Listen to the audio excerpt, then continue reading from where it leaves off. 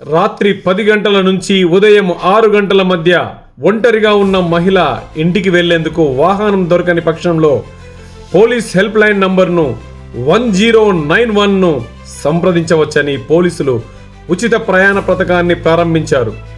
Phone చేసి వాహనాన్ని అభ్యర్థించవచ్చు. వారు 24/7 పనిచేస్తారు. కంట్రోల్ రూమ్ వాహనం లేదా సమీపంలో PCR వాహనం, SHO వాహనం వారిని సురక్షితంగా వారి గమ్యాన్ని తీసుకెళ్తుంది. ఇది ఉచితంగా చేయబడుతుంది.